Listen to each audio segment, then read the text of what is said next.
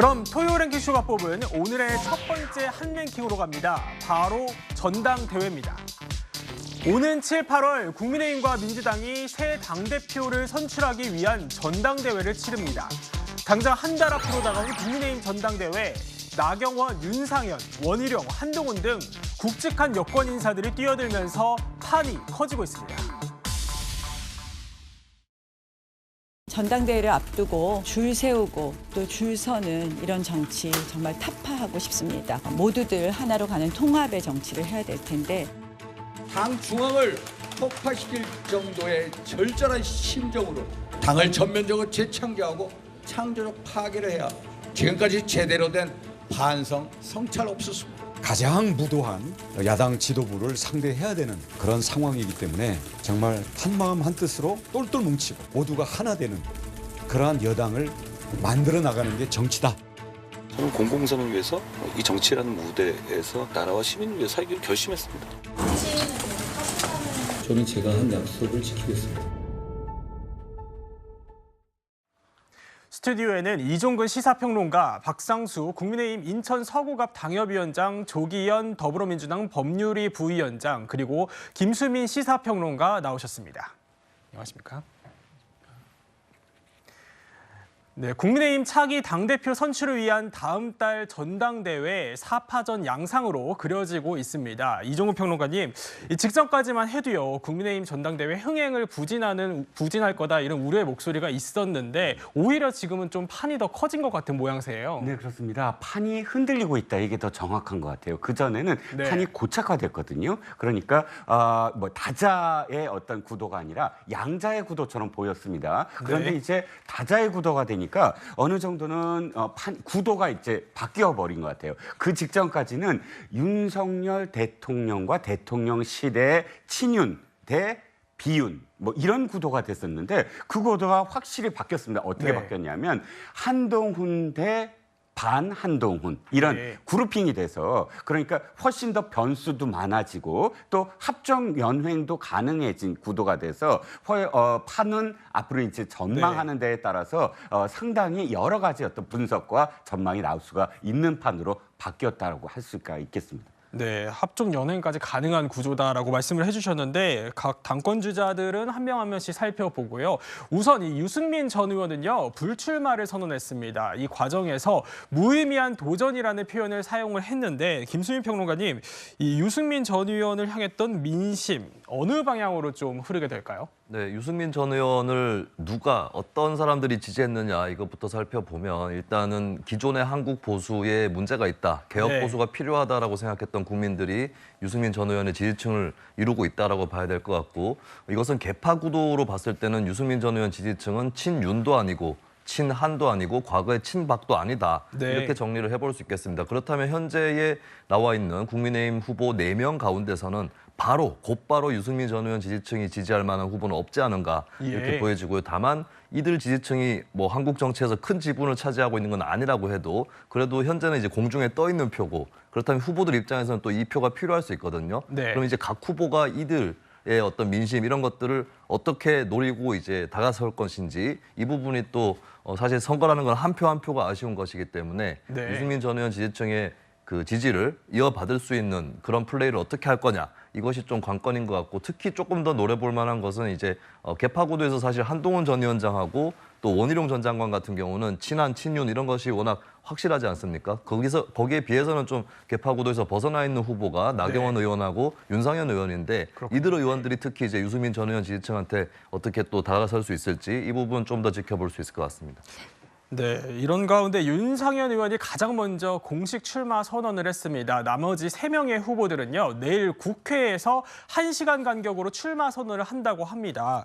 조기현 부위원장님, 어떻게 좀 진행될 것 같습니까? 기싸움도 상당할 것 같거든요. 그렇죠. 다분히 좀 의도가 있는 시간 배치였다고 봅니다. 예. 어쨌든 한동훈 죄송합니다. 전 위원장이 대세론이 지금까지 계속 돼 왔었는데 네. 원희룡 전 장관의 출마 선언 그리고 그 과정에서 나경원 의원이 또 이제 여러 가지 고민이 있지 않을까 싶었는데 출마를 공식화했습니다. 네.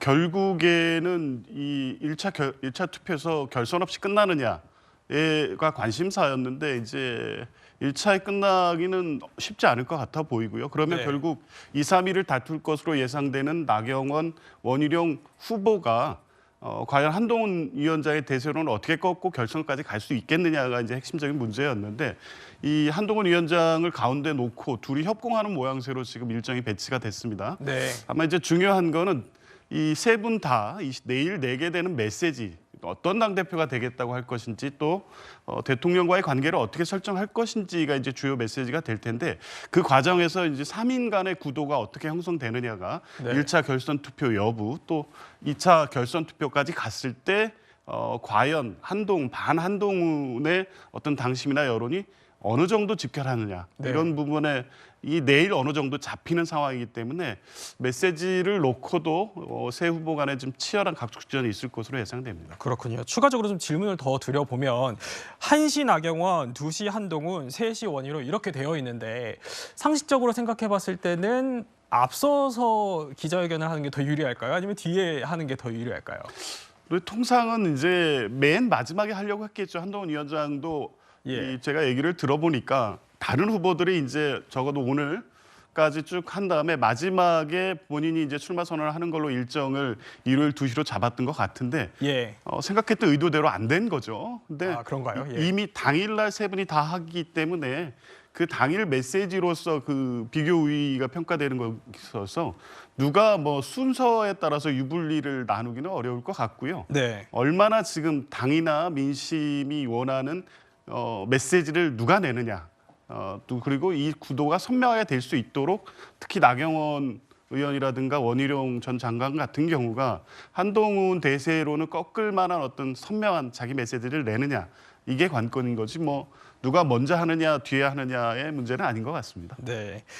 이렇게 국민의힘 차기 당대표를 뽑는 대진표가 완성되면서요. 후보 간의 신경전도 빠르게 가열되고 있습니다. 특히 한동훈 전 비대위원장을 향한 다른 세 후보들의 포위전이 본격화될 거다 이런 분석들이 나오는데 만만치 않은 후보들이 등장한 만큼 과연 이 한동훈 전 비대위원장의 과반 득표 막을 수 있겠냐 관심이 쏠리고 있는데 박상수 위원장이 어떻게 보십니까? 이제 나경원 후보가 사실 어찌 보면 친윤의 대표 후보일 것으로 많이들 예상하지 않았습니까? 그러다가 갑자기 이제 원희룡 후보가 등장을 하게 된 건데 이게 좀 재밌는 현상이 나타난 게 있어요. 그러니까 나경원 후보가 친윤의 대표 주자일 것 같을 때 네. 이제 이철규 의원을 중심으로 해서 약간 철진한 색깔론이 등장을 했었거든요. 근데 막상 원희룡 후보가 출마를 하고 나서 이철규 의원이 전당대회에 대해서는 더 이상 이야기하고 싶지 않다라는 이야기를 네. 어제 의원총회에서 인터뷰하는 것을 제가 봤습니다. 예. 그러니까 아마 이게 지금 보면은 나경원 후보 한 명만으로는 결선 투표에 갈 수 없다라는 생각에 원희룡 후보가 투입된 것인지 네. 아니면 진짜 원희룡 후보가 그냥 진짜 자연 발생적으로 들어온 것인지 이 부분이 앞으로 TV 토론 등을 통해서 네. 명확하게 드러날 것이라고 생각을 합니다. 그러니까 예를 들어 2위와 3위 후보가 1위 후보를 합동으로 공격하는 모양새가 초반에는 분명히 나올 것 같습니다. 대세론을 흔들어야 된다는 생각을 할 테니까요. 근데 예. 이 부분이 끝까지 이어진다면 뭔가 약속된 플레이라는 느낌을 가져갈 수가 있을 것이고 네. 사실 결선 투표로 가려는 목적이 있다면 이 싸움이 가장 격렬해야 되거든요. 그렇기 예. 때문에 2위와 3위가 정말 난타전에 가까운 싸움으로 끌고 간다면 이것은 약속된 플레이가 아니라 이 약속되지 않은 어떠한 그런 진짜 리얼의 그와 같은 흥행 요소가 될 수도 있지 않을까. 그래서 그 부분은 한번 좀 지켜봐야 되지 않을까라고 생각을 합니다. 네, TV 토론을 더 지켜봐야지 윤곽이 드러날 것 같고요. 이런 가운데 이상민 전 의원은요. 오히려 한동훈 전 비대위원장에게 좋은 환경이 만들어지는 건 아닌가 이런 관측을 내놓기도 했습니다. 이종훈 평론가님, 네. 이 4파전에 따른 유불리 어떻게 좀 전망이 됩니까? 일단 이상민 전 의원의 논리는 이거예요. 그러니까 예. 원희룡, 나경원 이 두 후보가 이미지가 중첩된다는 거예요. 어떤 이미지? 그러니까 한동훈 전 비대위원장의 대세론에 맞서서 보다 대통령실과 당이 뭔가 통합되고 그러니까 지금 뭐 무조건 어쨌든 이런 다른 새로운 관계를 설정하는 것보다 3년 동안 야당에 맞서야 된다. 맞서려면 당정이 통합돼야 된다. 이런 목소리를 만약에 나경원 후보와 원희룡 후보가 똑같이 낸다고 한다면 차별화가 되지 않으니까 사실상 한동훈 비대위원장은 똑같은 어떤 상황이 계속 진행이 됐다고 그렇다면 불리하게 한동훈 비대위원장이 훨씬 더 유리한 게 아니냐라는 의견을 제시했는데 그렇지 않을 수도 있다는 거예요. 왜 그러냐면 그러니까 그 원희룡, 나경원 이 두 사람은 이 당에서 어느 정도의 지지세가 언제나 고정적으로 있는 사람들이거든요. 그러다 보면 지금은 예를 들어서 두 사람이 양자 대결을 했을 때 나경원 후보만 나왔을 때는 아마 한동훈과 나경원이 51대 49 게임이 될 가능성도 있어요. 하지만 이것이 한동훈